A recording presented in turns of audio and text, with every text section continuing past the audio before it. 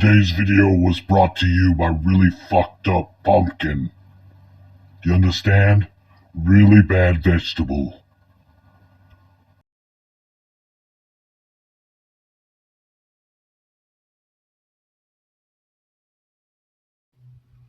It's vibrating in the background. Going. I've studied a lot of mind control tactics because it was interesting to me. And then, for many years, I got into listening to the different frequencies. I would get different apps on my phone. I would set up the speakers, and I'd vibrate those frequencies. And I did it with sleeping. I did it when I was doing art, different frequencies, trying them out, seeing what they actually made me feel, what thoughts arose. And that's probably the most fascinating and interesting thing that I found and still use to this date. There's so many things that you can do with sound. The university has a frequency list, and it goes all the way up to, it goes pretty high. Let's see if I can download it and put some of them in there. But it's got some combination of frequencies to use together. It says strange effects.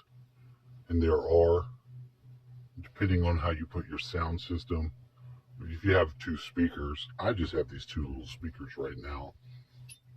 But I really want to get something else to, well, I have other stuff. I could run it through the amplifier. But I don't really want to do that because I want to have two speakers. When you get those two frequencies interacting with one another, you get a lot of weird shit going on. Is the elephant in the room suffering? Does no one want to talk about that? They probably don't. Life is incredibly difficult. You can be upset. You can have your heart ripped out. Your physical conditions can be fucking shit. And a lot of times there's not very much of anything you can do about it. You can push everything you've got to just stay on the level of not losing your shit. And it's not always easy. You're not always going to be the one that has the brilliant idea. You're not always going to be the one that has the answer to the problem. But you don't have to be. It's not all on you. Now, it's better if you find things that you're good at to push and do them. But how long is this life? Seriously, what is it, a flick of fucking, just a moment in time in the great grand scheme of things. I don't think we have to feel like we were somehow tricked to come down here. The obvious thing is the adversity of these conditions, not knowing who we are, not remembering the frailty of the body. You just hit your ass with a fucking, I could hit you with a, you could hit me with a machete and I would be out of there. I would be done. You could hit me with a 2x4 upside the head and I might not survive it. I mean, life is frail. That just goes to show the elephant in the room is that you're a fucking immortal being. That this is not what you are. This is where we are at, having the common experience of it, but I do not feel like this is it. Yeah, it sucks. A lot. And it can be dark at some times. But I'm not into that fucking materialist bullshit. You know? I don't have a lot of the proofs or things to show of the finer things that I've experienced in life.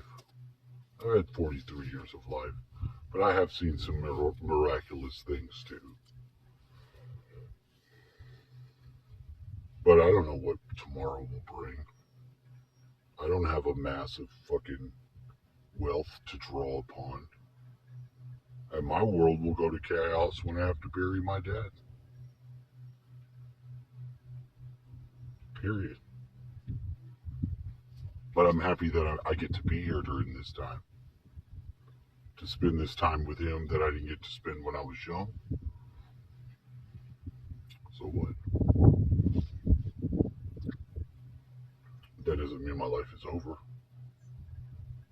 I don't know how much we need to think about this place.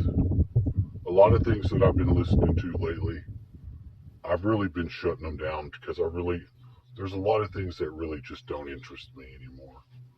In as much as thoughts and considering them, like I said, is interesting the topic of aliens and stuff like that. It doesn't affect my daily life. And then it's a waste of time. Even think about it. There's a lot of other things like that we all have. You know?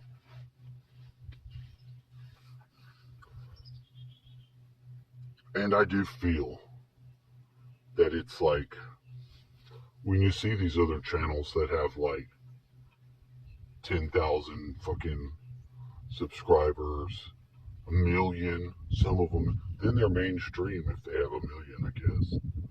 You know, it takes me forever just to get to the amount that I have. And that's not even to know, you know, that only a few people are watching my videos. But that gives me the back and forth that makes me feel still okay. Because there's at least a handful of people that I do communicate with, I am familiar with, and I can be accountable to. If I was to talk to them and have to really get into some sort of issue that I know are real people. I quit using Facebook. I think Facebook's horrible. I don't know why anyone would even use that. Twitter, even less. I haven't Twittered in over a decade. Shit, 11 years. I had a Twitter for a brief period of time just to see what it was. I didn't like it. I'm not interested in all of that. I'm interested in people, though.